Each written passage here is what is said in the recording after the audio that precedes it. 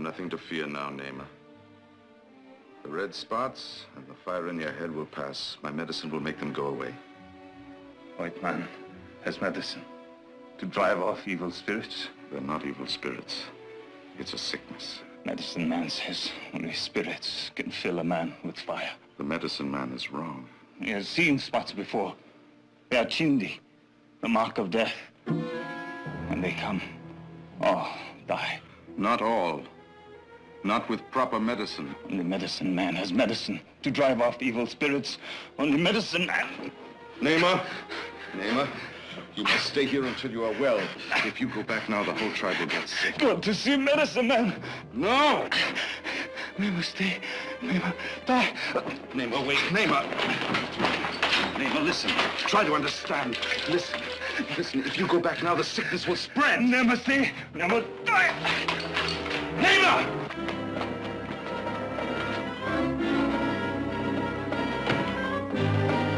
Namer! Wait! Namer! Wait, Namer, wait! If you go back, the whole tribe will die!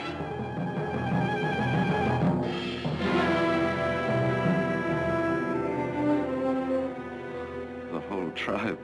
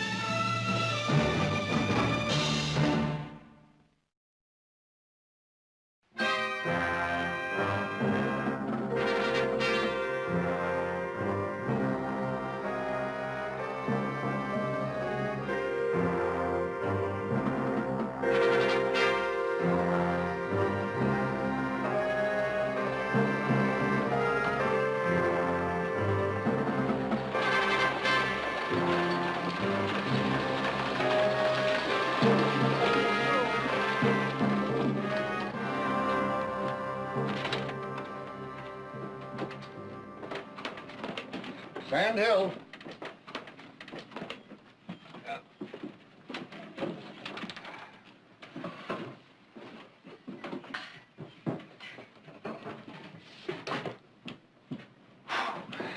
Seems to me this desert gets hotter every year.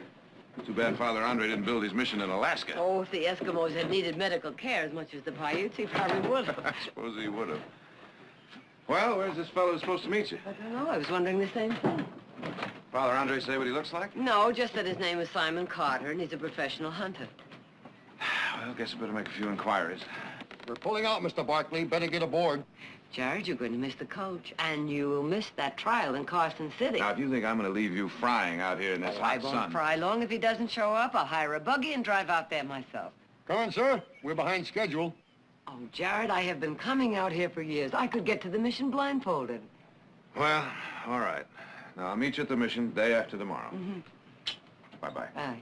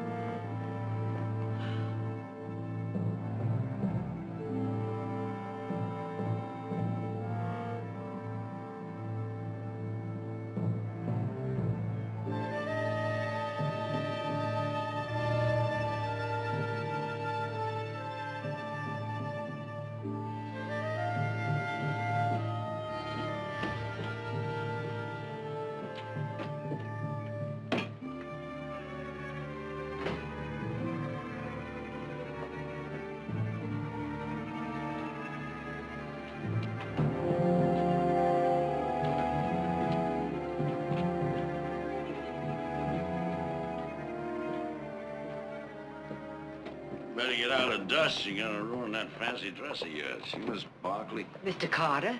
I suppose it'd take you out that mission. I'd almost given you up. Well, you saw my wagon standing right over there. Didn't you? Well, I expected you to be waiting here when the stage arrived. There's no point in boiling in the hot sun if you don't have to. Yes, well, I had the same idea. All this stuff yours? Mm-hmm. They're just only staying a couple of days. I am. Careful, they're heavy. Well, if they're too heavy, it's gonna cost you extra, because I'm gonna need some help, and there ain't no volunteers in this heat. Very well.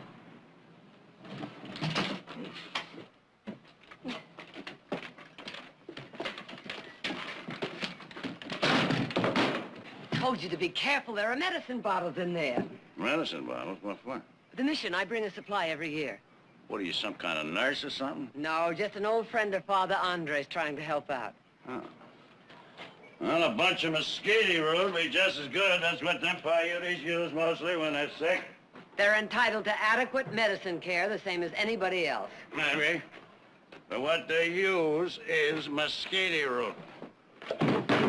What the sun don't boil out of them, the mosquito root does. I'm quite familiar with the medicinal qualities of mesquite root, Mr. Carter.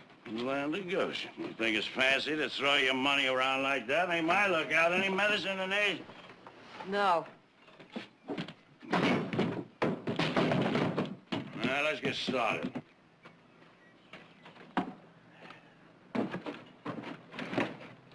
I'll drive.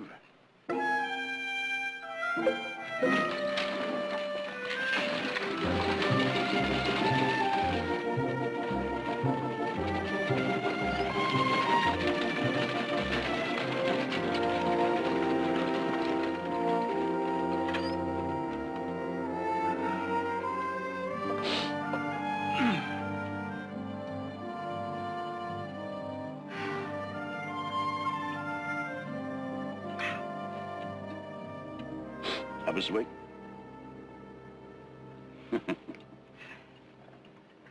That silly little hat of yours ain't much use in this sun, is it? Most desert wagons have a sunshade over the seats. Well, la-di-da.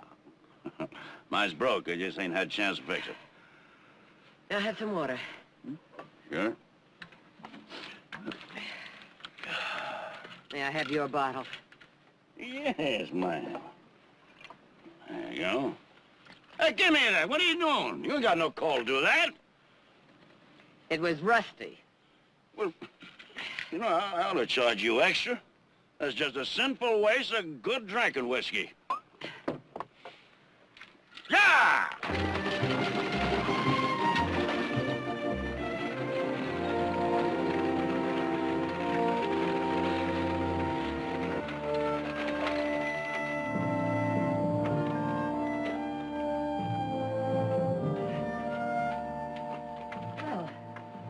Nobody seems to be here. You get the medicines out of the sun. I'll look for Father Andre. Me? I thought a couple of them Paiutes could do that. Well, there doesn't seem to be any around.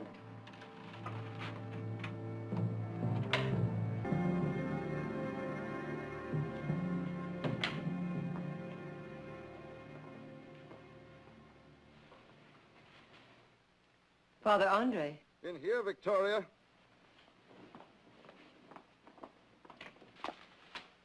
Father Andre! I've been waiting for you. Thank heavens you've come. What is it? What happened? Oh, my goodness, you're burning up. Don't be alarmed, Victoria. It's nothing serious, only measles. Measles? Several weeks ago, I treated a child who had them.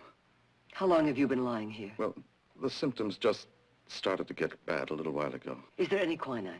Yes, but there isn't time. You must get Simon and tell him. Wagon's unloaded, Padre. It's $2 you owe me. Simon, you must go after Namer. Namer? A cheap what kind of son? What for? He has measles, too.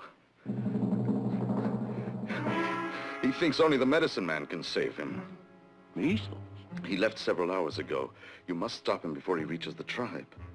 But measles are contagious, ain't they, Padre? Of course. That's why you must leave at once. Yeah. Yeah, I'm leaving, Padre. I'm leaving right now. I'll go right back to town. Well, Simon, you're the best tracker in the area. Now, you're the only one capable of overtaking him in time. Yeah, I know. I'm going to stay the best tracker, too. I got business in town, Padre. I got very important business. Simon, wait. Simon. Victoria, tell him. Yes, I will. Now, you rest. Mr. Carter.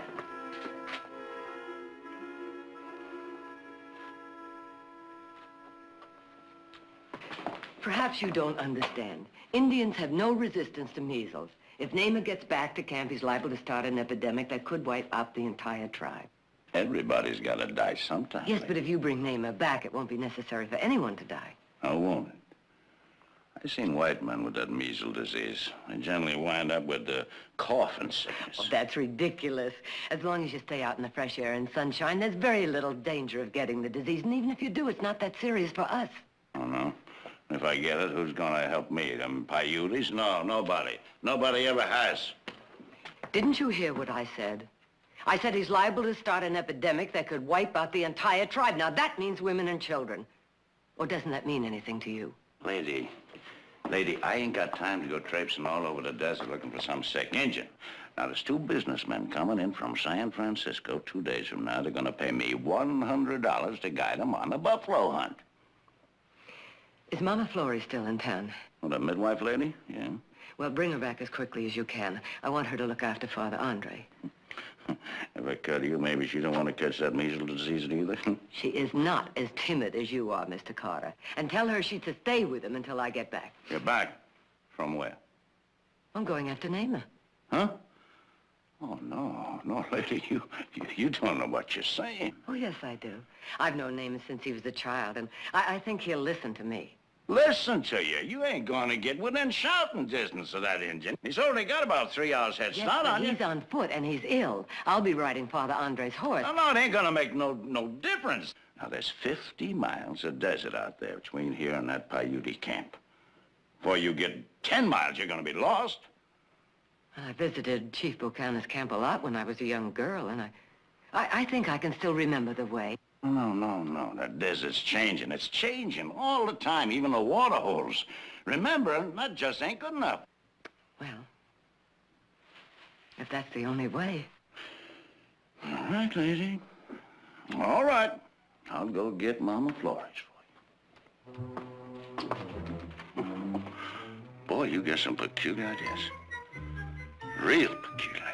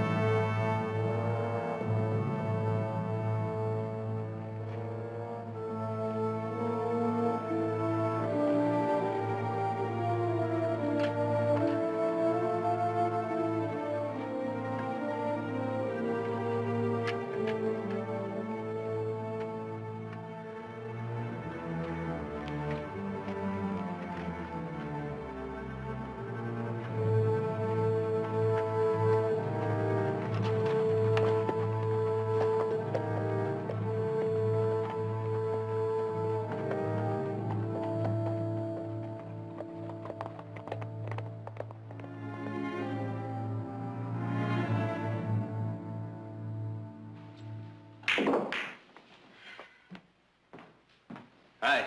Hi. Well, you look kind of down in the mouth. What's the matter? I spent 3 months knitting that shawl for Father Andre and then forgot to have Mother pack it. Oh, that's too bad. Well, everyone sends something but me. I think I just didn't care enough to bother. Well, why don't you put it in with that extricated tool as I'm having freighted out there? It'll get to him before she gets home. Heath, you're a genius. Well, you just finding that out? Mother must be at the mission by now. I wonder what she's doing. Oh, probably resting, talking to Father Andre. Catching up on her thinking. You know you ought to try that sometime, catching up on your thinking. Well, what'd I say? It's not what you said, it was how you said it. You can fix your own lunch. Mother, don't stay away too long.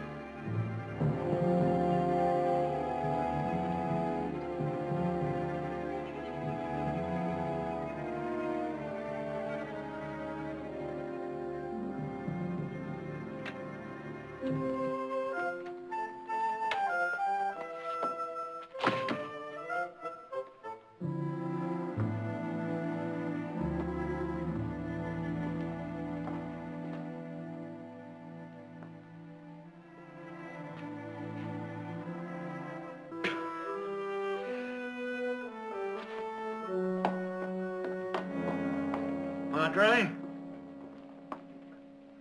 What happened to the Barkley woman? She went out after Naima. She did, huh?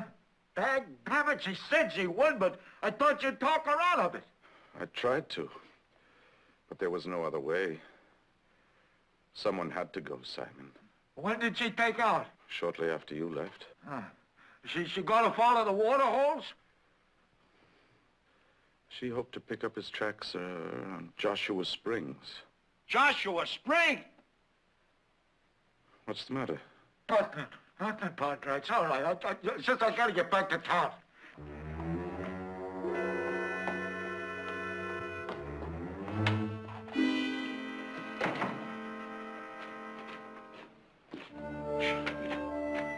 Joshua Springs.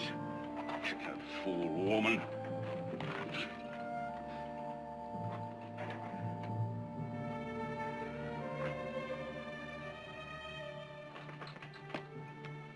Woman.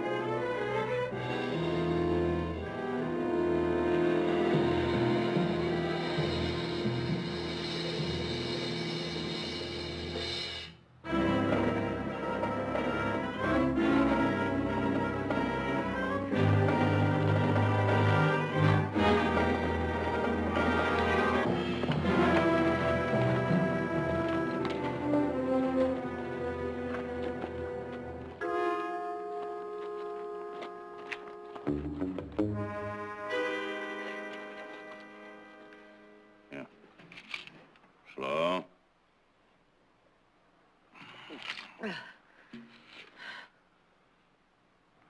Stubborn woman.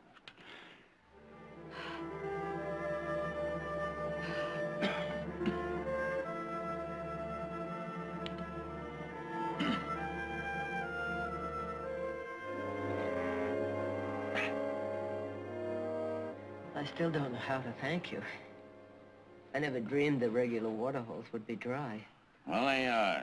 New holes 4 or 5 miles northeast.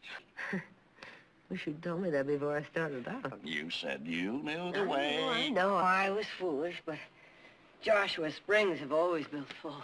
Anyhow, I'm very grateful. I know I put you to a lot of trouble. You'll have more trouble when I miss them buffalo Oh, hunters. you won't. I'm feeling much better. By the time it cools off, I'll be able to ride. No, you won't.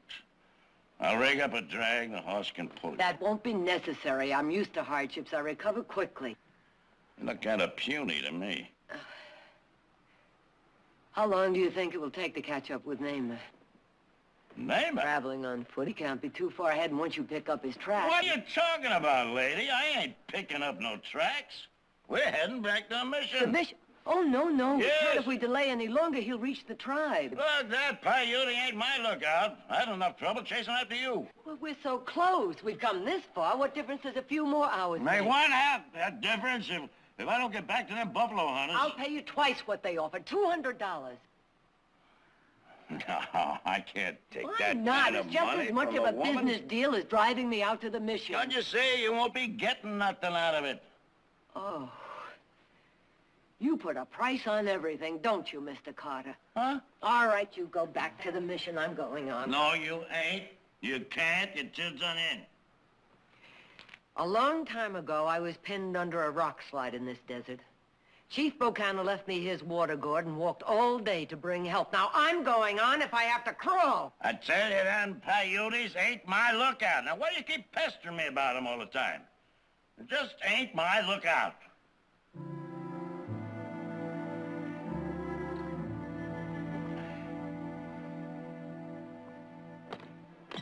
All right.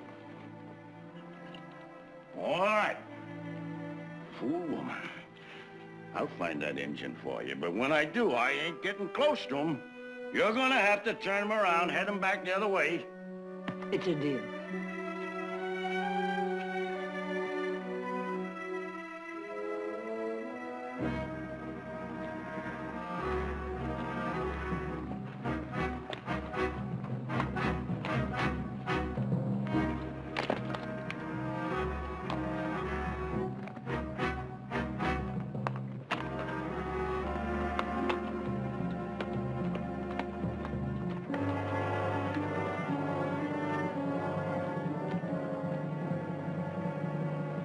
Looks like he's getting a little wobbly on his feet. He's probably laying over the next water hole. Get his strength back.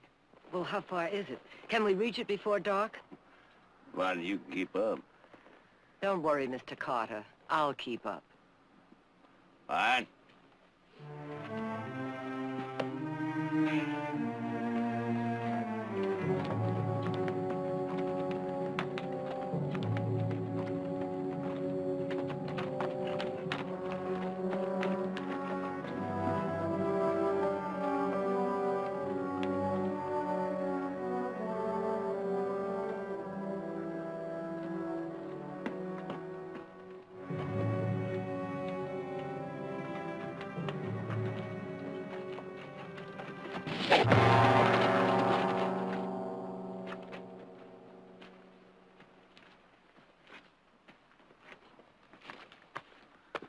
Your friend Namer's warning us to quit following them.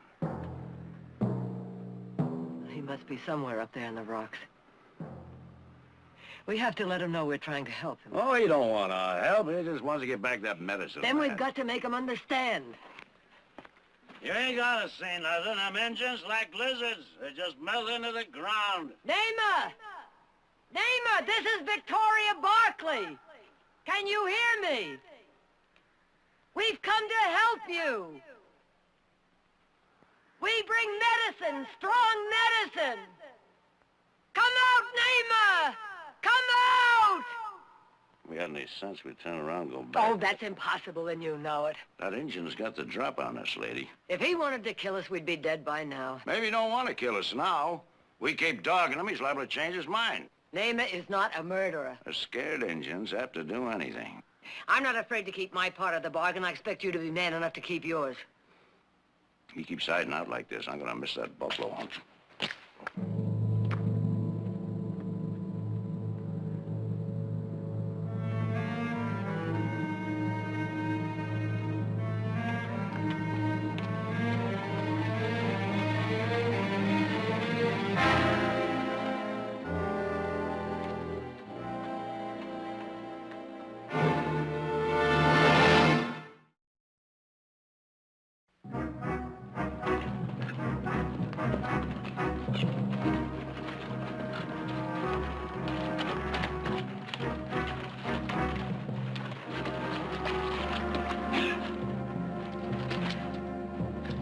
Doesn't look as though anybody's been here for weeks. Are you sure he came this way? Yeah, if he wanted any water, he did. This is the only hole for miles. Don't bother filling your canteen. The water's foul, that poison yucca. That Indian friend of yours is pretty foxy, anyhow. He figured our canteens would be just about empty by now. That's so unlike a Paiute. Water's so scarce, they almost worship it. You just don't know Paiutes like you think you do. You don't know nothing like you think you do. That's what got us into this mess. I never should have come out after you in the first place. Should have stayed in town, mind my own business, waiting for them buffalo hunters. Blaming each other won't get our canteens filled. Now let's get started for the next water hole. I ain't getting started for nowhere. I'm just gonna drink me a little whiskey. Well, that will only make you thirstier. Suppose you just let me worry about that? All right, I suppose you could use some rest.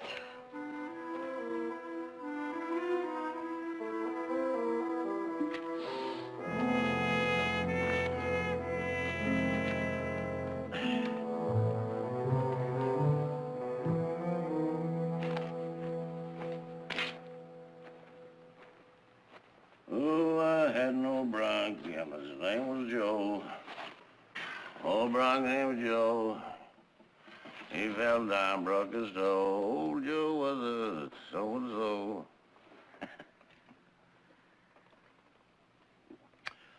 I knew a little Injun maid, her name was Pale Moon.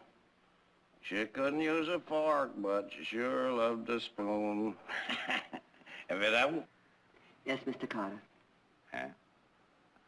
How about, I knew a girl lived on the hill. If she wasn't... I've heard that one, too, Mr. Carter. Huh? You don't think much of me, do you? How can I when you don't think much of yourself? I'm as good as anybody. And why don't you act it? Oh, come on now. Don't go get me all muddled up with them fancy notions of yours, because I just ain't gonna listen to them.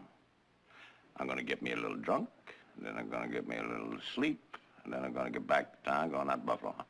Well, I thought that's what you had in mind. Why shouldn't I have it in mind? Why should I go out there and get myself killed off with a bunch of no-good mangy Injuns?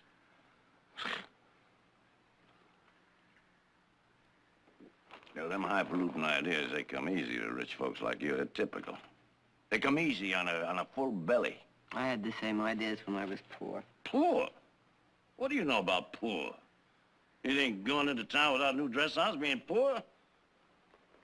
My folks was trash. We didn't have no money.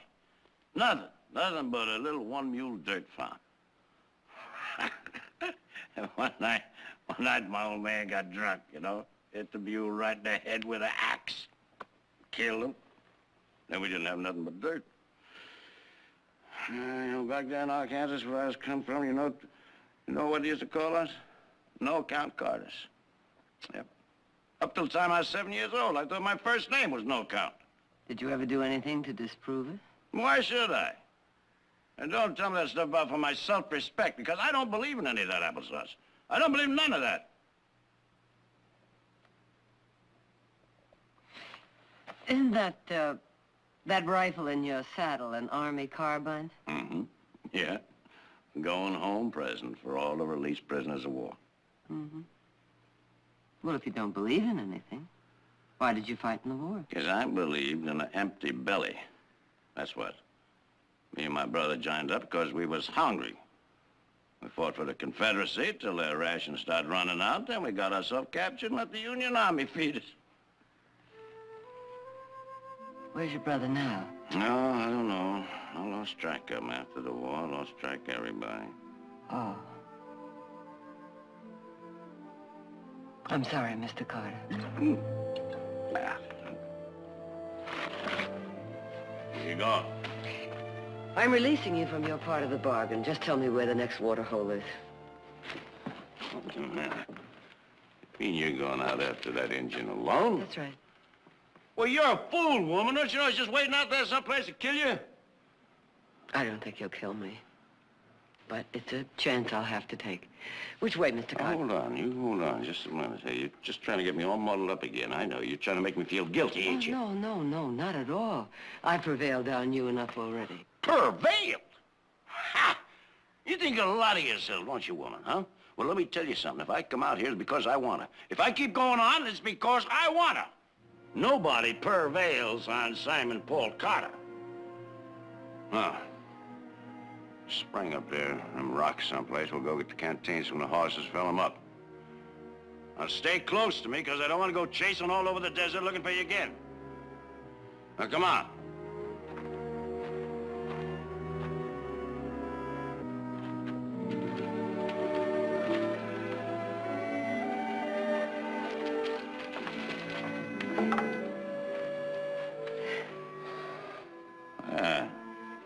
There's a spring right over there.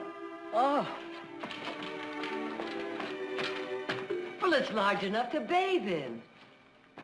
Bathe? Well, the horses need a rest anyway. I think we got enough trouble without you getting waterlogged. A nice, cool bath will do us both good. Both? Lady, that...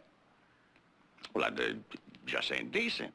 Mr. Carter, we don't have to share the water hole. We'll take turns. Molly's liable to get a heart attack opening up their pores in this heat. Cold water doesn't open the pores, it closes them. Now, we'll fill our canteens first.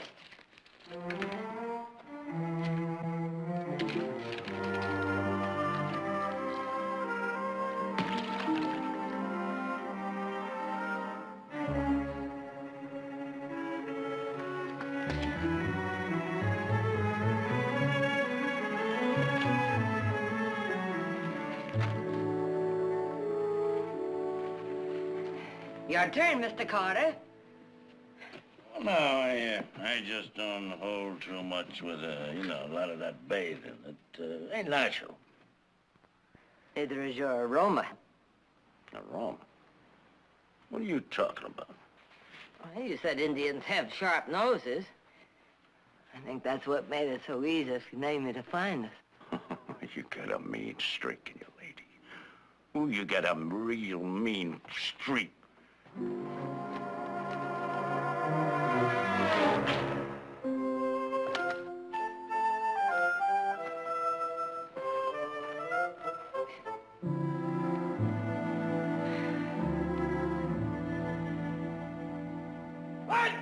What did the... Mr. Carter? Who leave a rocket? Mr. Carter? Are you all right?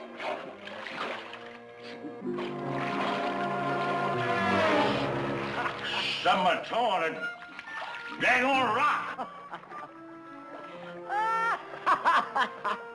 What's funny? You expect me to take all my clothes off? Well, it is customary. With a woman around? You ain't got no shame, lady. You just ain't got no shame at all.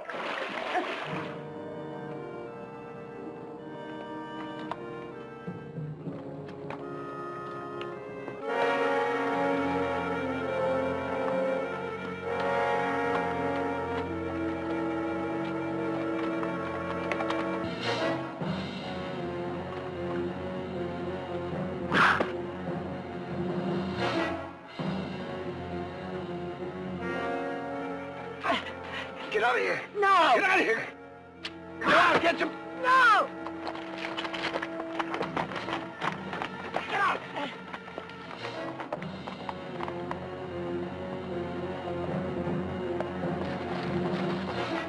down.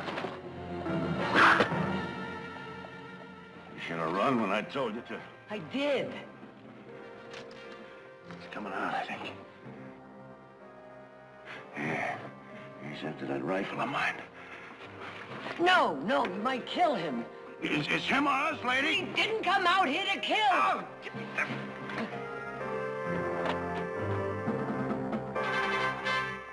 Yeah. And I ain't done it, lady. He's really got us pinned down. You stick our noses out and he'll blow 'em right off. Simon, this arrow has got to come out. Yeah. Ow! Ow! I'm sorry.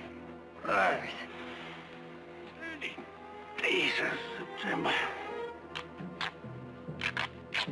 June. Hang on, Simon. Ah! I'm sorry.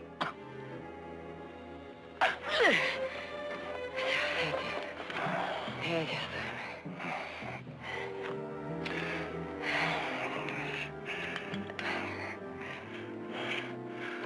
you go. You're gonna use all that whiskey. Well, I have to be sure the wound is sterilized. Otherwise, you'll get blood poisoning. Sinful waste. Oh, it's the best thing it's ever been used for. All right?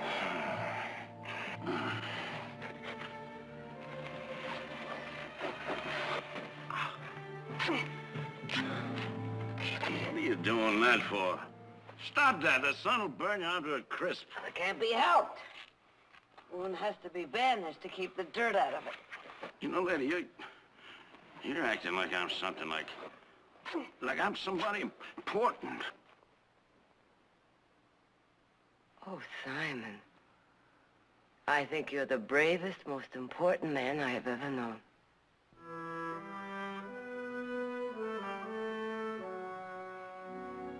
You're right, ma'am.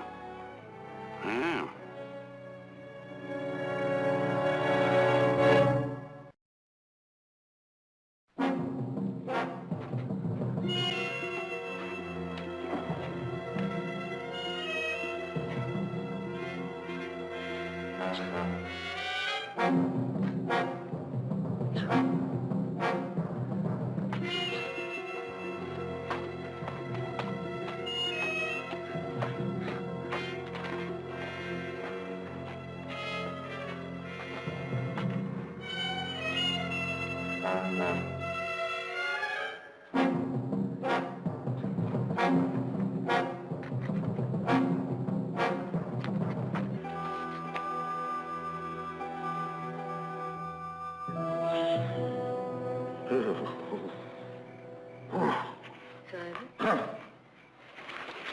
Simon?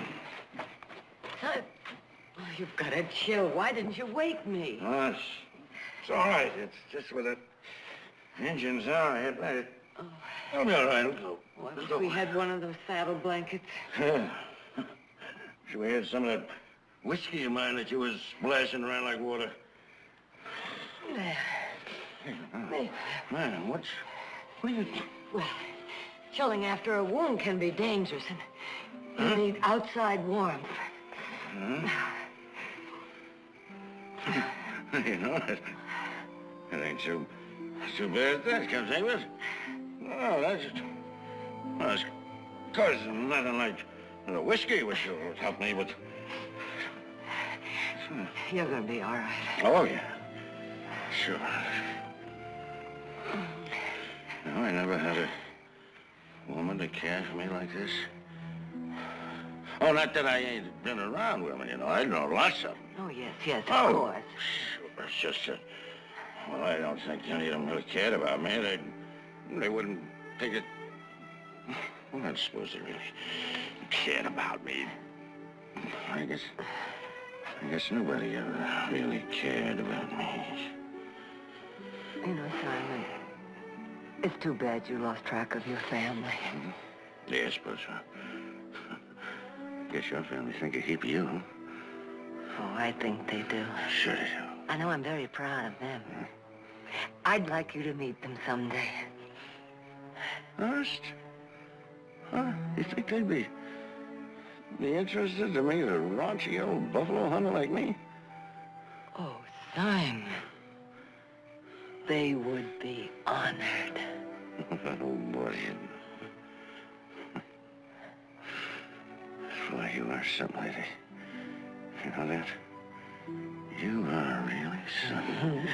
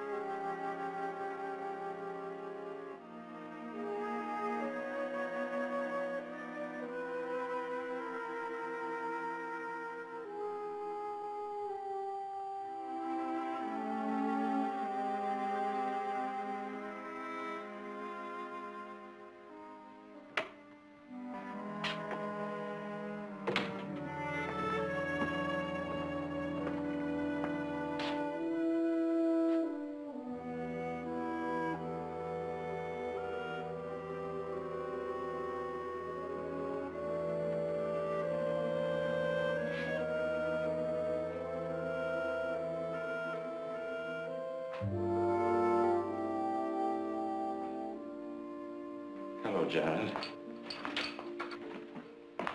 What's wrong, Father? I know it's a little late in life to be getting measles, but there's no question that's just what I've got. Well, you should be in bed, shouldn't you? It was time for prayers.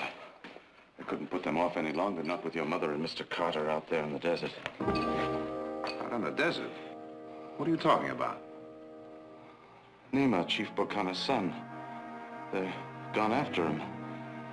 They're trying to stop him before he gets back to the tribe. The poor boy has measles, too. Come on, Father, let's get you back to bed. Is there anyone here to take care of you? Yes, Mama Flores is in the kitchen preparing something.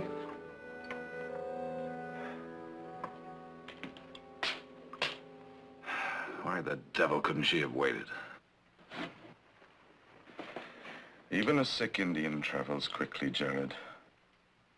She couldn't wait. How long ago did she leave? Yesterday afternoon. Simon Carter knows the desert as well as these Indians. He'll find her.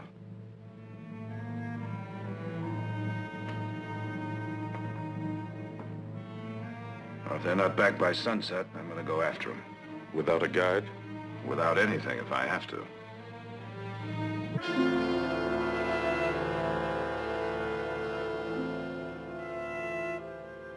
Simon?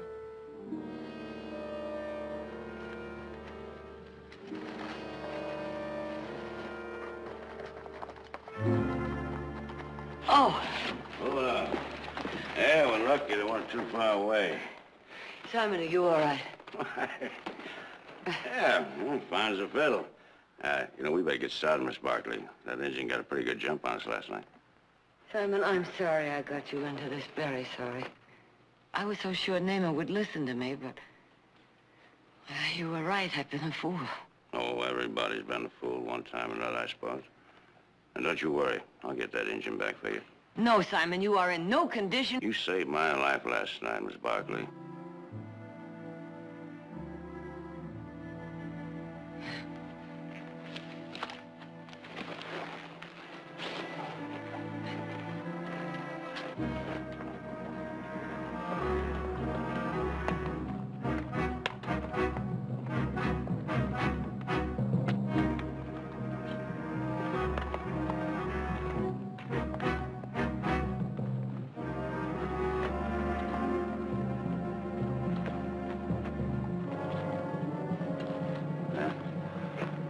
Looks like he's just dragging himself along on his hands and knees.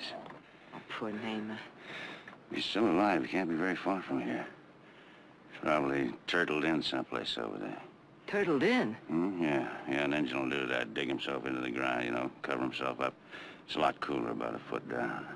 Well, if he is doing that, that means he can't see us. No, I didn't say for sure that he's turtled in. He could be playing possum. Just waiting for us to show. Give him a target. Look, you stay here.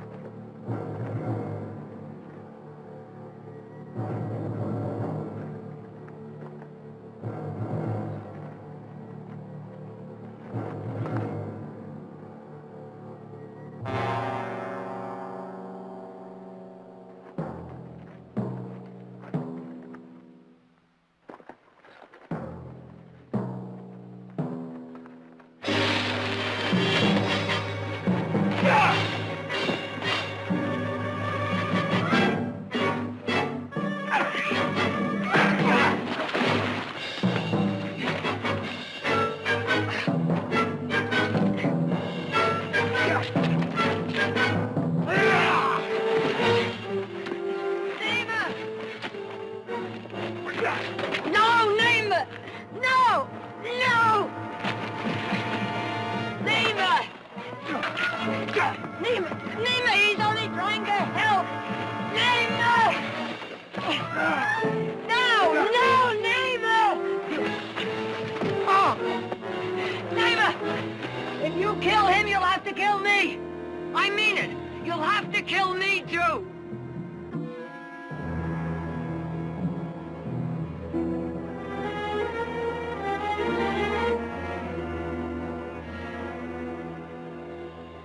I will go back.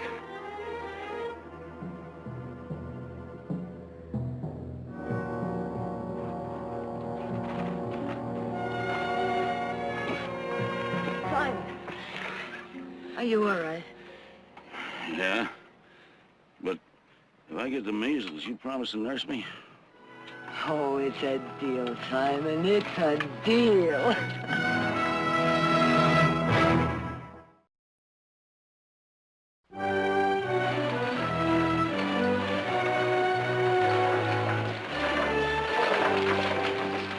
Simon, I guess there really isn't any way to say thank you. Well, just something had to be done, Mr. Barkley, that's all. Well, I'll see to the bags. I'm sorry you missed your hunt, Simon. No, that don't matter. There'll be other buffalo hunts. Well, I guess this is goodbye. Huh? I'll be back again next year. You will? Uh-huh. I'll have the shade on the wagon fixed by then. Good.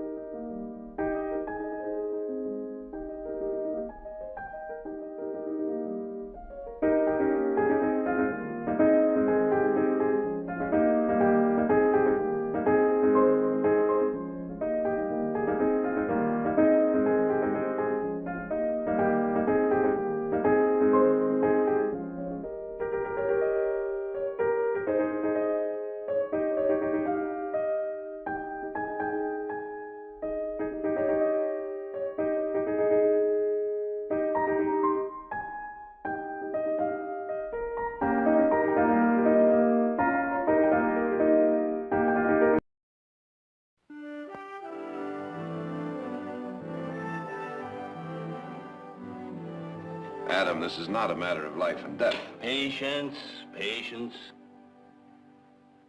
After 30 years on the bench, deliberation becomes a way of life.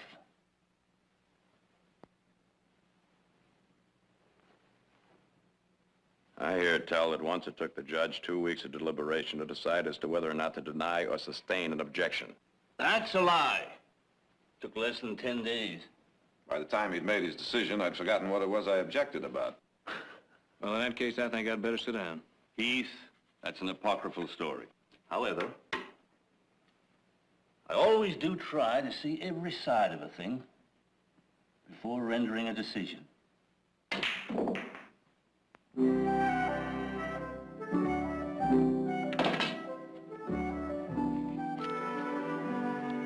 Jared, would you lend me $1, please?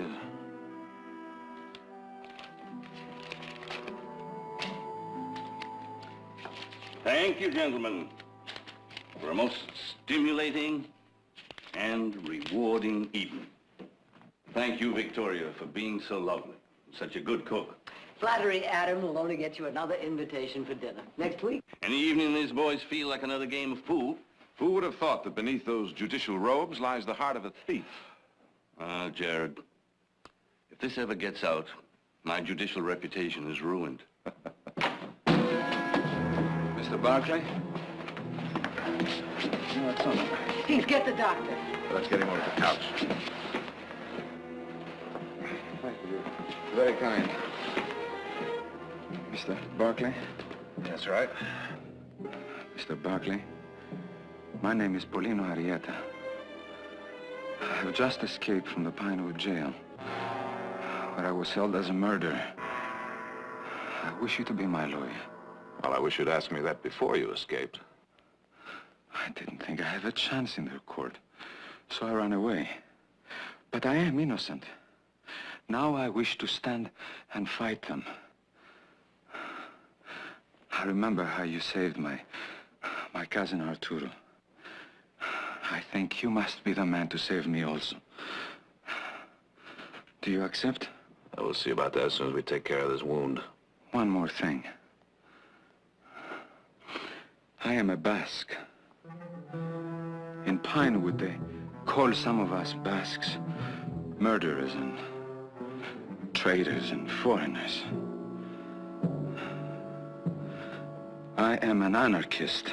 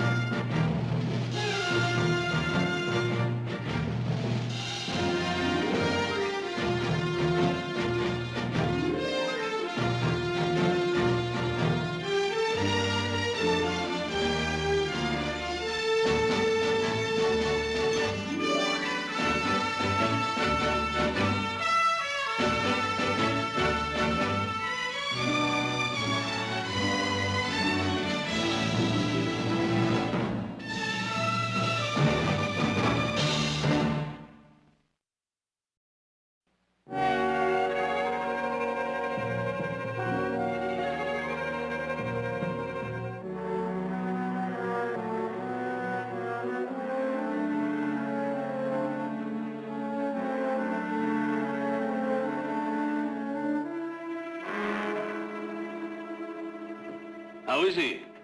Well, he's lost a lot of blood, but he's a strong boy. Doctor said he'd be fine after a couple of days' rest. Fine, eh? For hanging? He should have kept running until he was out of the state or across the border. Why, Your Honor, that doesn't sound very much like you. I'll chalk it up to it's being way past an old man's bedtime. Anyway, we're not just judge and lawyer here. We're two old and very good friends. And as a friend, Jared, I hope you haven't decided to represent him. Why not? You're going to be on the bench, aren't you? That's beside the point. I'm a county judge, Jared. I'll have to preside unless I get lucky and fall deathly ill, get run over by a team of wild horses. Jared, when you defended that Basque 2 years ago, it was an unpopular cause. And he was only accused of petty theft. Well, a lot's happened since then. I don't have to tell you those people up around Pinewood have been scared witless by this anarchist philosophy. Oh, that's a lot of nonsense, Adam. Well, the entire Basque community is only represented by a small minority, and probably only a few of them are anarchists. There's nothing rational about fear. And there's no atmosphere less conducive to holding a fair trial. Win or lose, you're going to make more enemies than any man needs in a whole lifetime. And get paid off for your labor in a bottle of Basque wine. Ah, a dozen bottles of good Basque wine and a sheepskin coat. Now, that's what that Basque paid me 2 years ago to defend him. And besides, Adam, the boy might be innocent. He's an admitted anarchist. He believes in violent overthrow of government. Therefore, he believes in personal violence, since governments are composed of people. Your Honor, I object.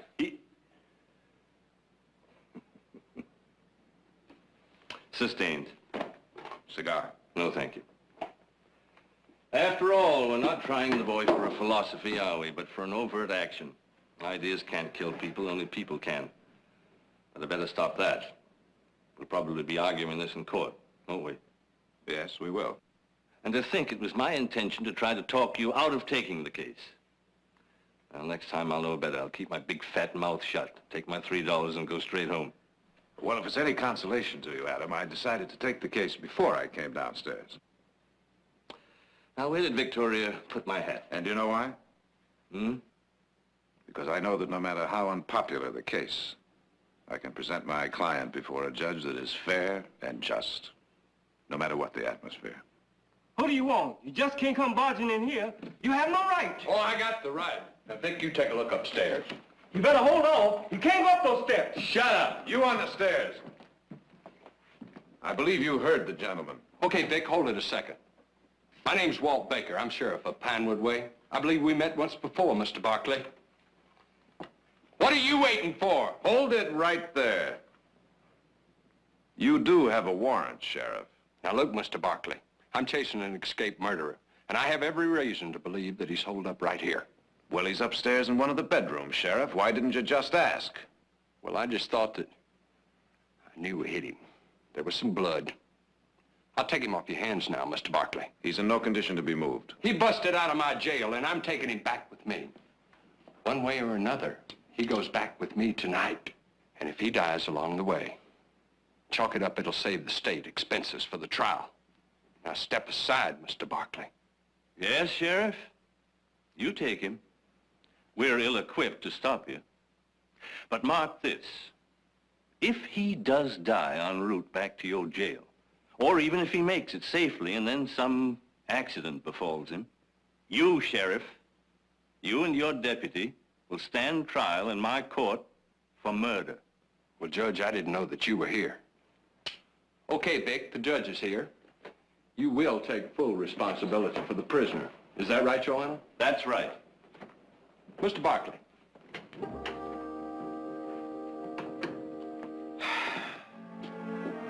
Many thanks, Adam. Yes, Jared. It's beginning to shape up, even now, as quite a trial.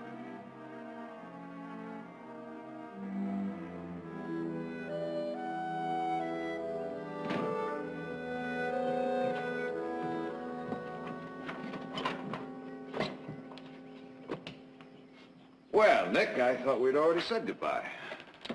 Heath and I been doing some thinking. Yeah, I know what you've been thinking about. He's already told me. Now, it's not that I don't appreciate the offer of the company. Now, you're going to run into just a little bit more than trouble up there in Pinewood. Oh, I don't think so. I think the judge straightened that out pretty well with the sheriff. The sheriff is one man. From what I understand, the feelings are running pretty high against the Basques in that town. I'll bet you turned out to be nothing more than a routine lawyer's job. Now, there's nothing routine lawyer's job about this. Now, look, Nick. It's been a long time since you've asked me to mend a fence or chase a stray, right? This is a little bit different. Just give us your best wishes. We can use all of those we can get, right, Polino? No, I'm not worried. I'm innocent. Besides, I have the best lawyer in the world. So long, Nick. Get up there.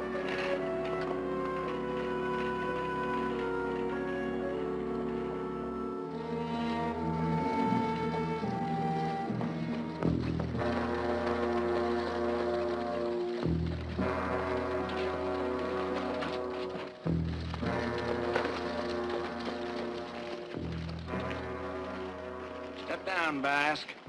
This man is in my custody. I'm delivering him to your sheriff. Oh, we'll take care of that for you, mister. Take him.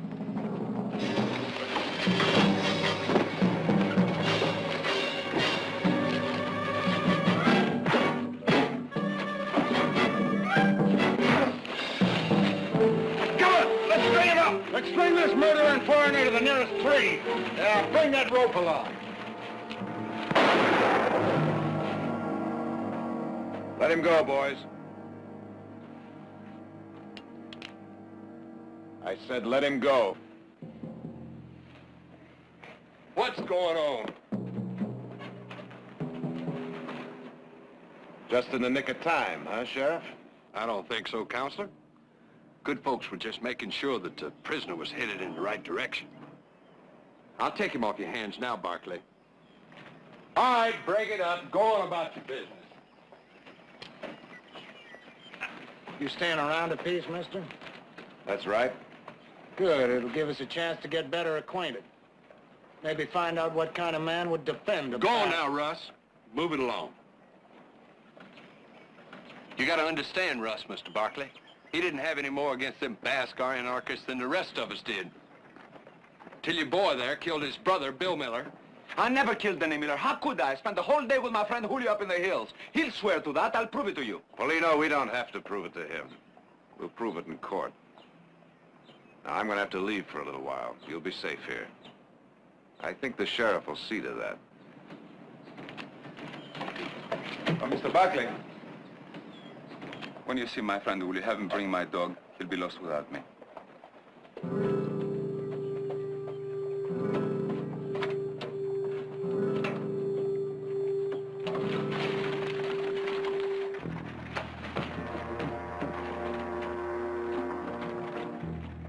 Now, a man like that, one way or another, he's bound to get hurt.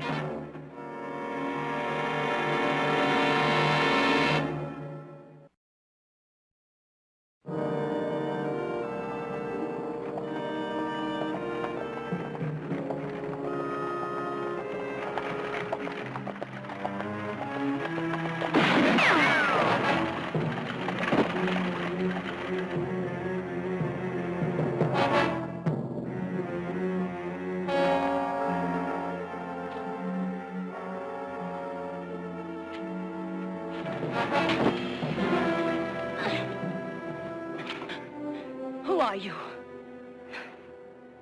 Well, now, I wish you'd asked me that before you tried to kill me. I thought you were from the town.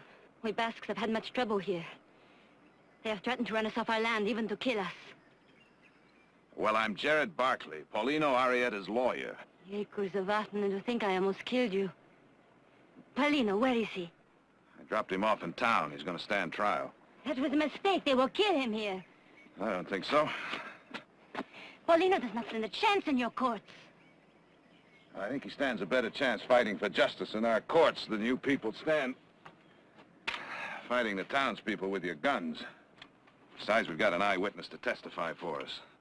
Yes, Julio. Now, he's the one I want to talk to. Of course. Follow me.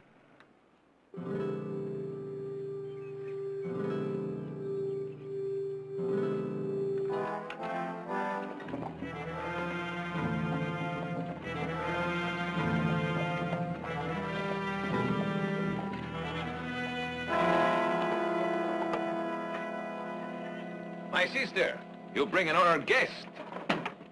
Welcome to our village, Mr. Barkley. It's my honor, senor. See that Mr. Barkley's horse is watered and fed. Quickly. Please, Mr. Barkley. Rosa, some coffee, and some of our delicious Basque bread. Mr. Barkley, we have heard rumors that you are going to defend Paulino. This is true. This is true. Wonderful, wonderful. With Jared Barkley to defend him, our poor Paulino may yet have some small hope for justice. I was in court when you defended Arturo. A masterful job. Thank you, sir. But, of course, things have changed since then. Animosity has grown. The town has declared war on us. Seems to me you've kind of declared war on them, too. I was almost one of your casualties. I thought he was from the town. Terrible thing, war. Innocents caught in a crossfire. But naturally, we just defend ourselves. Naturally. But as Paulino's lawyer and a friend of your people, I must insist that you refrain from any more acts of provocation. But of course, we are the provoked, never the provocateurs. Well, that's reassuring. Although I've heard that there are those among you who preach violence, even anarchy. There are those amongst us who believe that law is evil when it operates only for the protection of the privileged. And it is the privileged who operate the law. You know, if you really believe that, you must either think I'm a dishonest man or a fool for having come here. I am telling you what the anarchists believe. Maybe you can free Paulino and prove them wrong. I can try. He wants to speak with Julio. Naturally. And what Mr. Barkley wants, Mr. Barkley shall have. Julio! You will be honored to meet Paulino's lawyer, Senor Jared Barkley. Hello. Paulino tells me you were with him on the day of the murder. Is that true? Yes. That day. I think it was that day. I am a shepherd, senor. Paulino and I, we spend many days together in the hills. One day is like another. Is there some question in your mind about that particular day? I will help my friend Paulino in any way I can. You can help him most by simply telling the truth. I will do what I can do. You're a witness in this case, an eyewitness. I have told you, I will speak for Paulino. It would help him more if you would speak to me first. Now, Julio, you must understand that your friend's life may be in your hands. I need to go over your testimony very carefully. I have left my flock unattended. I must go to them. Tomorrow. Yes, you will come again tomorrow. And now if there is nothing more. There is one thing. Paulino's dog. He asked that you bring it to him at the jail. Yes. I will try. Tomorrow. He's only a boy, very young. He's sick about his friend Paulino. You understand? Well, thank you for the coffee and bread. Our pleasure, Senor Barkley. Rosa, take Senor Barkley to his horse. Anything we can do for you and Paulino, you will please call on us. I'll do that.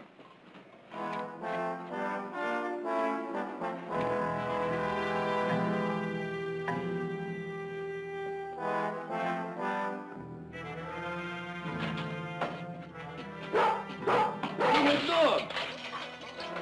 Hello, Don Bernardo. How are you? Huh? Filthy sheepdog. Now, I'm a fair-minded man, but mark my words. If he yaps too much, out he goes. Thank you, Mr. Barkley. You see, he's no ordinary dog. He's a nobleman. Julio, how's everything? Fine. And the wife? She's well. My flock. In good hands. Good, thank you.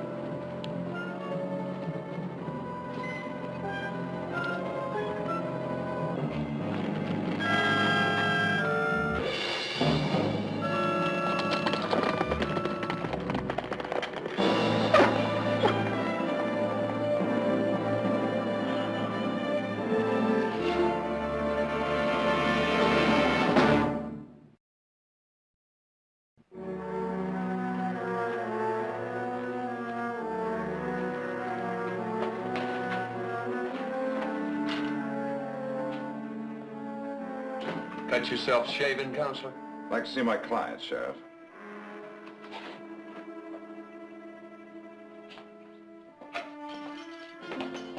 Your gun, Mr. Barkley. What happened? That'll be all, Sheriff. Sure you don't want to lodge a complaint? Well, there's nothing to complain about. You were right. I cut myself shaving.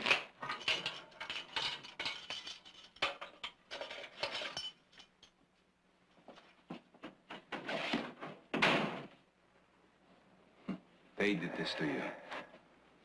When did it happen? How? How many were there? Oh, maybe a half dozen. Was Mila's brother, Russ, huh? He was one of them. I couldn't see their faces. They wore hoods. But he wasn't one of them. They're all cowards. Townspeople, they're all cowards. All cowards wear hoods. They were Basques, Paulino. Basques. Oh, you're wrong. I couldn't believe it myself. But the one who whipped me, the one who seemed to be their leader, the way he stood, the way he moved, he reminded me unmistakably of Francisco. Oh, you're lying. They wore rope-soled shoes, just like you. Well, that proves nothing. Why, the townspeople. That would have been a very clever trick to wear rope-soled shoes. There was a sheepdog there. How many of the townspeople have sheepdogs? But you were beaten out of your mind. Why, your eyes, your mind were playing tricks on you. Oh, is this some kind of a trick you're playing on me? I wish it were. Why? Why? Is it possible? My friends? People I loved and lived with them? Is it possible they're going to turn against me? Why? I've asked myself that same question. Now, the townspeople, they'd like to take you out and string you up right now, wouldn't they? Yes, they made that clear, sir. But your friends, they want you to stand trial. Well, of course they do, because I'm innocent. Because they want you to be found guilty. What are you trying to say? To be found guilty and hanged, thereby proving that all foreigners get no justice in America, that they should become anarchists and fight to overthrow the government and its laws. You stop that, I warn you. They're using you, Paulino, and they'll continue to use you. Only I scared them. Scared them that I might get you free and rob them of their martyr. Get out! You're no longer my lawyer.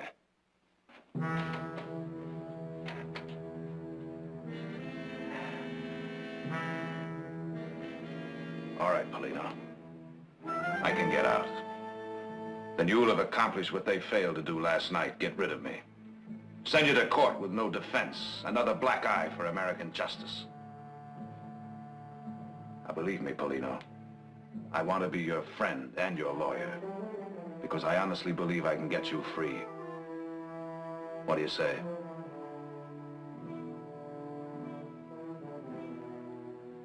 All right. Mr. Barkley, if what you say is true, then how come Julio comes here as my friend to bring my dog, to bring me hope? If what you say is true, if my own people want to see me hang, then how come Julio comes here to testify for me? You answer me that.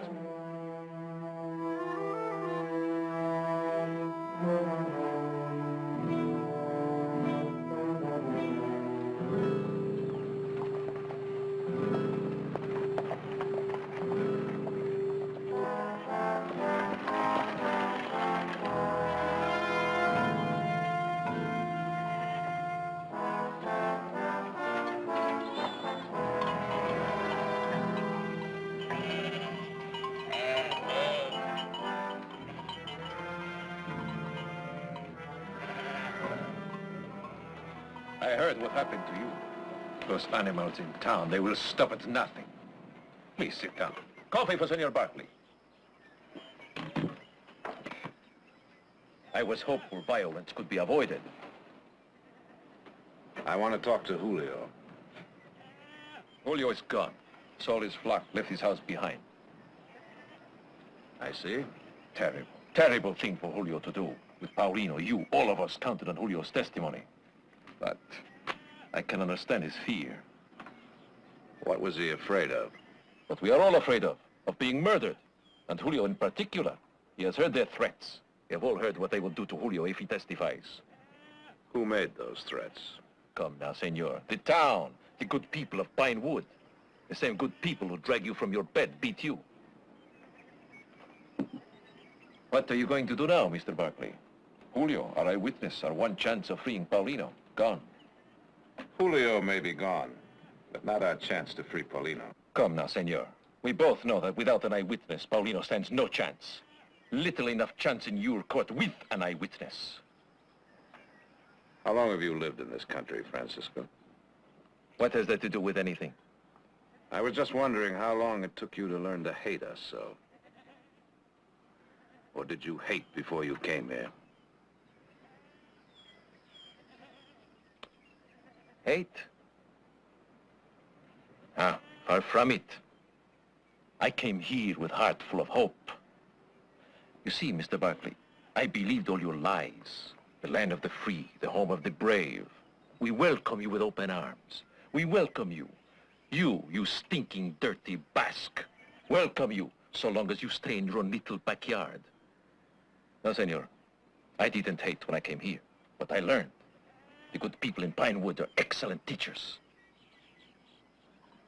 If Paulino were convicted and hanged, you'd gain recruits, wouldn't you? Well, don't count on his being a martyr for your cause. Admit it. You cannot win without Julio's testimony. It would have made it easier. But you see, I don't have to prove Paulino innocent. The state of California has to prove him guilty beyond a reasonable shadow of a doubt. I hope you'll attend the trial, Francisco. You may learn something.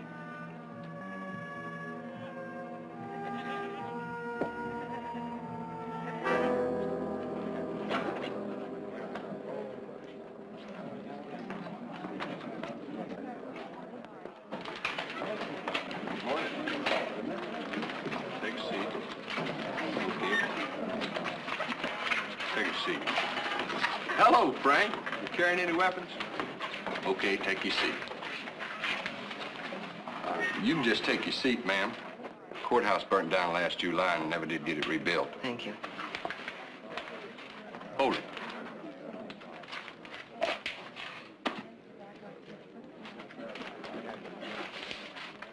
Any complaints?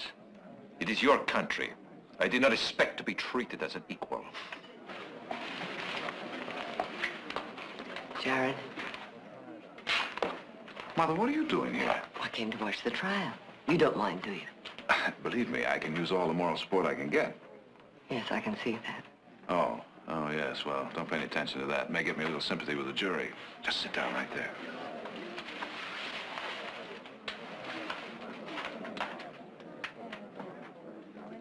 Now, you say that this friend of yours came running into this very bar.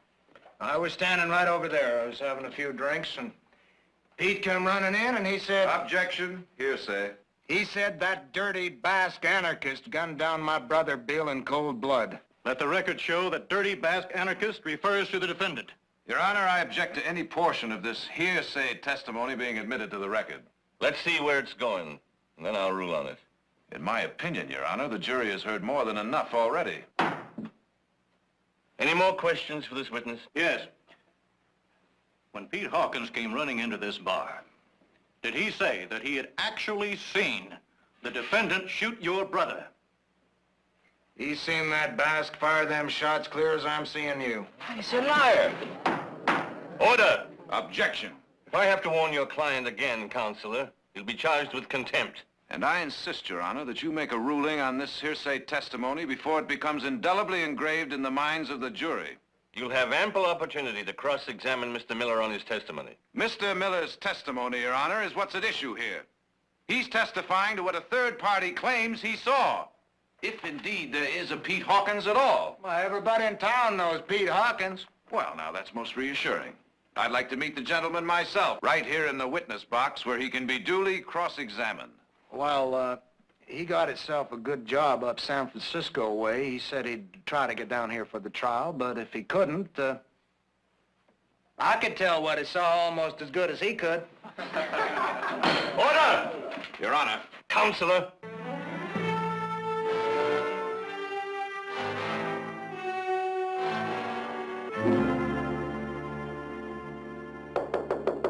Come in.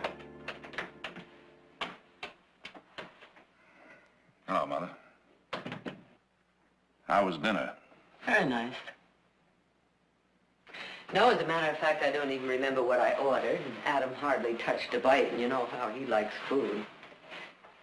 He's very disturbed, Jared. Yes, I could imagine he would be. Actually, he couldn't or wouldn't talk about the trial, but I think we ought... Mother, I don't think we should discuss it. I think we have to. You know, there were times in court today when you sounded as though... when you looked as though you hated him. Well, it's been an emotional trial. No, it's beyond that. All right, if you insist.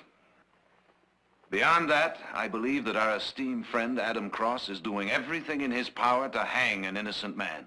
I don't think you really believe that. He's making it awfully difficult for me to believe anything else. Jared, I was proud that you had the courage to defend Paulino, knowing he was an anarchist, knowing that he stood for everything you opposed. Mother, I am simply a lawyer defending a man on a specific charge of murder. Now, if it takes courage to do a thing like that, then there is something terribly wrong. All right, then there is something terribly wrong. But be careful how you fight it. Make Adam your friend, not your enemy. Make Adam my friend. Will you for 1 minute forget what he means to us? And try to remember the man that sat on that bench this afternoon, a frightened man. That's not true. I've known Adam for over 30 years. I've seen him face down a pack of killers. He's not afraid of the people in Pinewood. Oh, no, he's not afraid of the people in Pinewood. He's afraid of an idea, a word, anarchist. Now, believe me, that's an idea that frightens me, too, but this is no way to fight it. And I can only hope that Adam sees that before he makes Paulino a martyr for a cause we all reject. No, you are wrong about Adam. You're judging him, and you're being as bigoted and narrow-minded as the people you condemn. Well, that may be. But the next time you see Adam, tell him this for me. That the sworn enemies of law are fear, ignorance, and violence. And we who serve the law must fight these specters wherever they raise their brutish heads. You won't have to remember it verbatim. Chances are Adam will. He wrote it.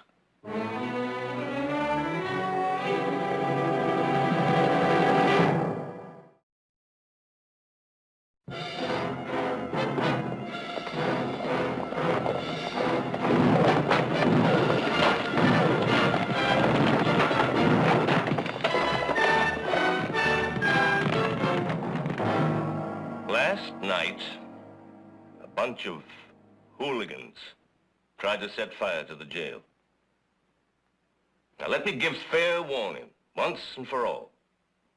Anyone caught committing such acts will be prosecuted to the full extent of the law. Now then, defense counsel has asked for a ruling concerning that portion of Mr. Miller's testimony as related to Peter Hawkins. The court rules that portion of the testimony is hearsay and should be stricken from the record. The jury will disregard it. How do you disregard something that is already in your mind, Mr. Barkley?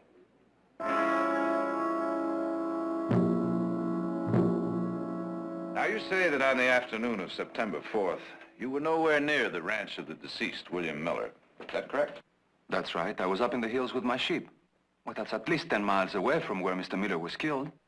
And yet you heard Mr. Miller's brother state that there was a so-called eyewitness, a Mr. Peter Hawkins, who saw you commit the crime. What do you say to that? I said that if this eyewitness was right here, I would call him... Object. Counsel is examining on the basis of hearsay testimony, already stricken from the record. Stricken from the record, but not before it was heard in this court. Objection sustained. Loud and clear by every member of the jury. I'd like my client to respond to that testimony. I've already And then ruled. His Honor can have both the testimony and the rebuttal stricken from the record. Ask your next question, Counselor. Now, you say that you spent that entire day with your sheep. Is that correct?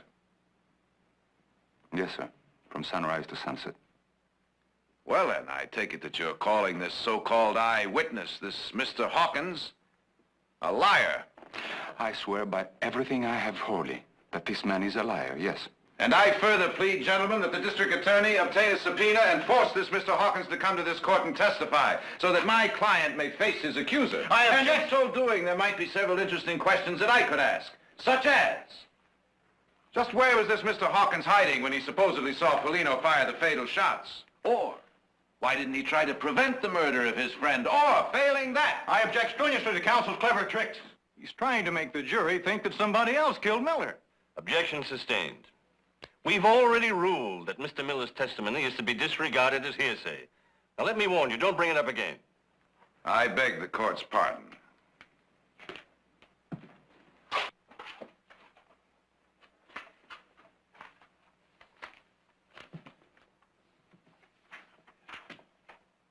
Senor Arrieta, are you an anarchist?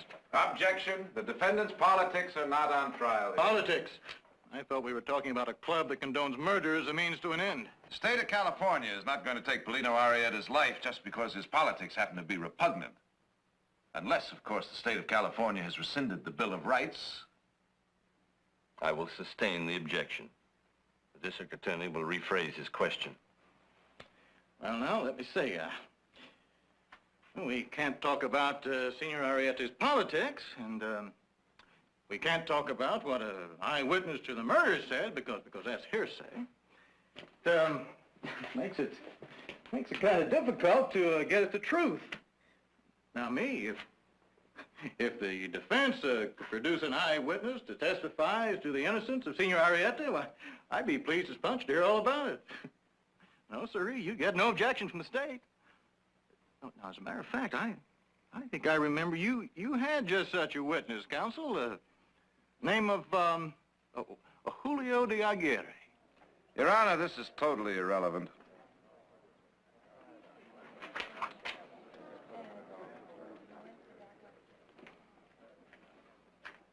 Senor Arrieta, do you believe in the violent overthrow of this government? Objection. Objection overruled. Let's see where he's heading before jumping him. Answer the question. Paulino, you don't have to answer that question. Mr. Barkley, I'd like to answer this question, if you don't mind.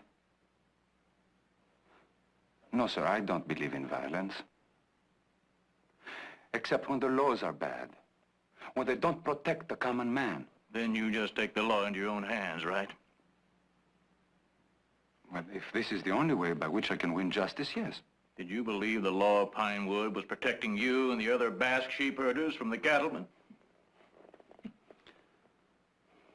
No, I believe that the law here is on the side of the cattleman. Bill Miller was a cattleman, wasn't he? Well, I was told so. I didn't know him.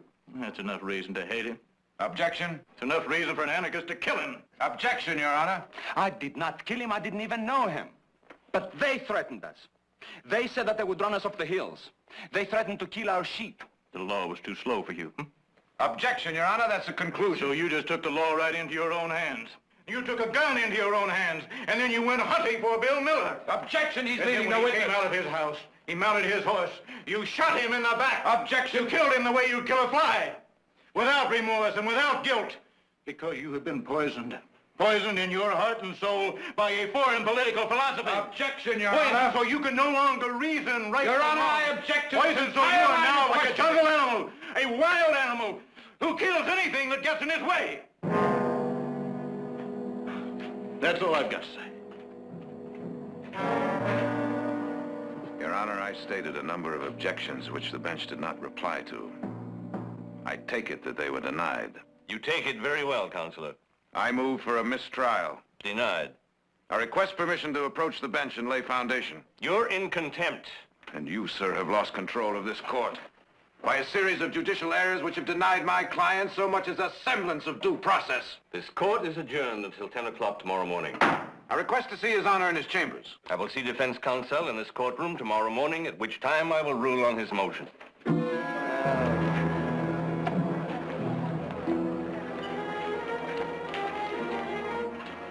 I would be impressed by your performance, Mr. Barkley, if we both didn't know that all your sound and fury signifies nothing, and that the wheels of your justice were long ago oiled to grind Paulino into the dust.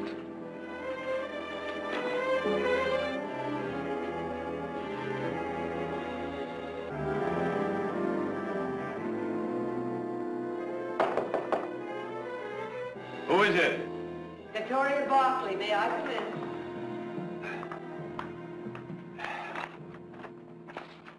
Sit down, please. I hope I'm not disturbing you. No, not at all. Can I get you something? Coffee, some brandy or something? No, not a thing. There are certain advantages to having my chambers in the saloon. Thank you. Adam, last night Jared and I had words. Victoria, if this has any bearing on the case... You know what he feels you're doing. Oh, yes. He's made that quite clear. Is he wrong? Victoria, you know I can't talk about the case. Forget the case. This is between two very old and very good friends. Now, last night Jared said some things I wouldn't believe. But today in court, he... Well, you tell me. You tell me, and I'll walk out of here and never question you about this again. Is Jared wrong? Victoria, please. Is he wrong? It's a most complex case, Victoria. It's like an iceberg. 90% of the issues are Jared hidden. says there's only one issue. Is Paulina guilty or innocent? He says you're frightened of what Paulina represents, and so I ask you once again, is Jared wrong?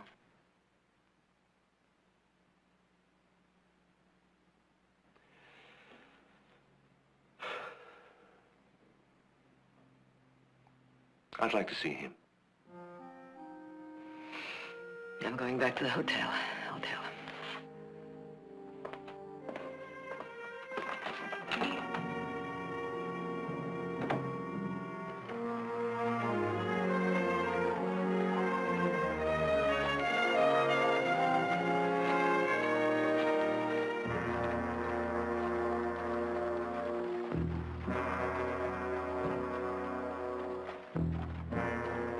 Ain't that their witness?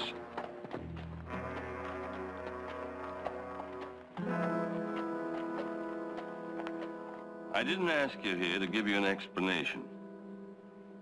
There's no excuse for what I've done. You were right.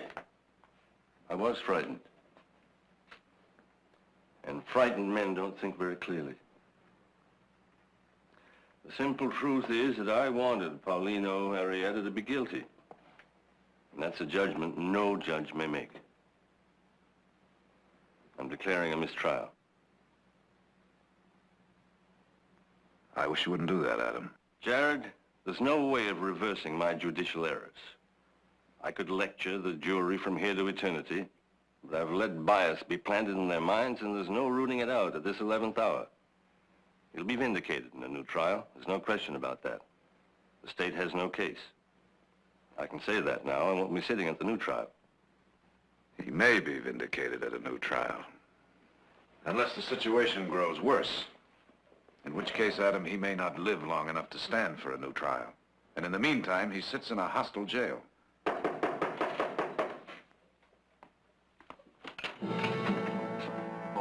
Unless it's very important. It's important, Judge. Very important. Come in, Julio. Mr. Barkley, What brought you back? if I could have a little glass of whiskey. Francisco told me Paulino was doomed, with or without my testimony. He ordered me to run. He said in this way I could best serve our cause. Francisco was wrong. Was he not, Mr. Barkley? He was wrong.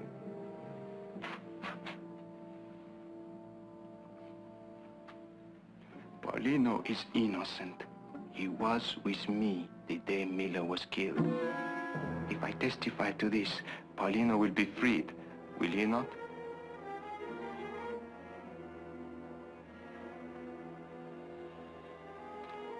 To justice.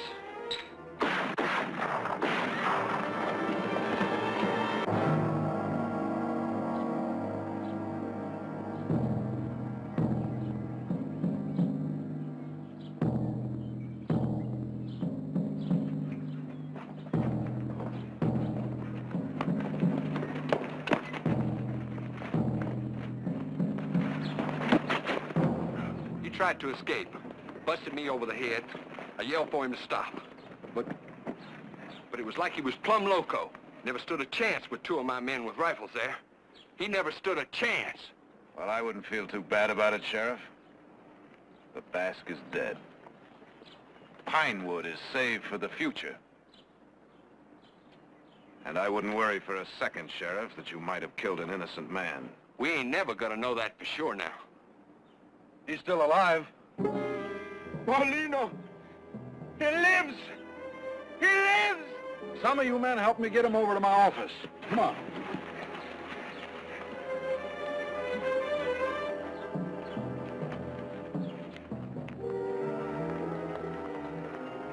What's the matter, Sheriff? Afraid he may live to tell the truth? It don't mean nothing to me. I was just doing my job. He tried to escape. You saw Julio come into town, didn't you? The Bass boy?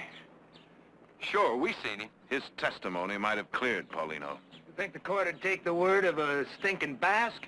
Shut up, Russ. Well, he's trying to make it out that we shot Arrieta because we were scared he might get proved innocent. He tried to escape. In broad daylight? With his arm in a sling? Knowing the street was full of guns with fingers just itching to pull the trigger and kill him? No. No, you can't prove that. I say he tried to escape. Nobody can prove different. Well, that remains to be seen. There'll be a hearing, Sheriff. In the meantime, I'll just take your badge. I'll appoint an interim sheriff and deputy. Alive and a free man, Sheriff. Paulino Arrieta would be living proof that our American justice makes us much stronger than any alien philosophy. If he dies, you will not only have murdered an innocent man, but created a martyr for the anarchists. I wonder if men like you can really understand that.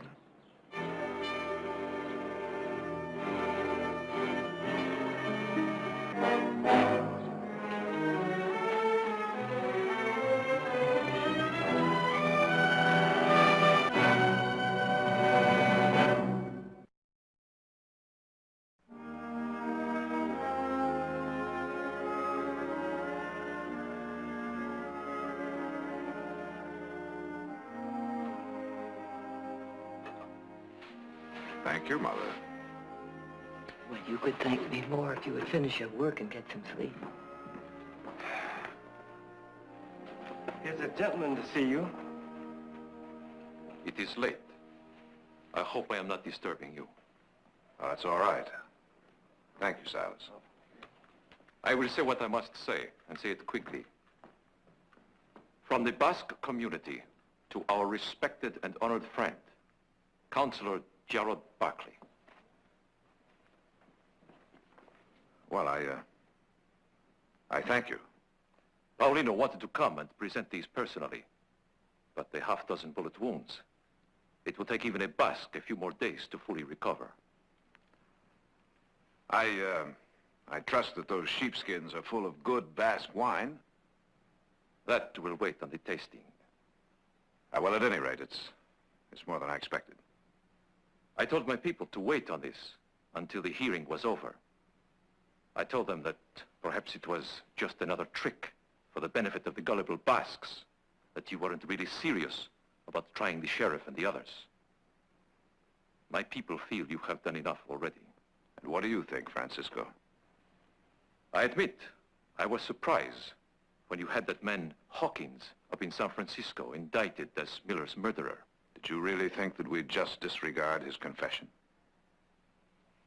I don't know what I thought. I admit it, Mr. Barkley. You confused me from the first, taking on the case, staying with it even after we beat you.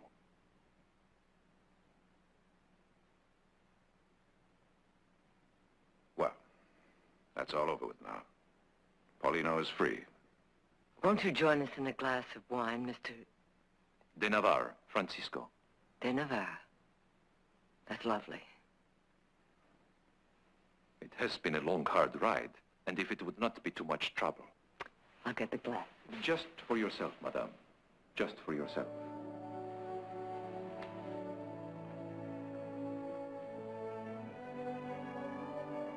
Jure Osagariari, to your health.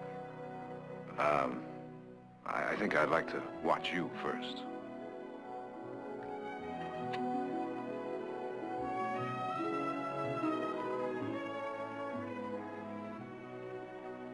Jure Osagariari.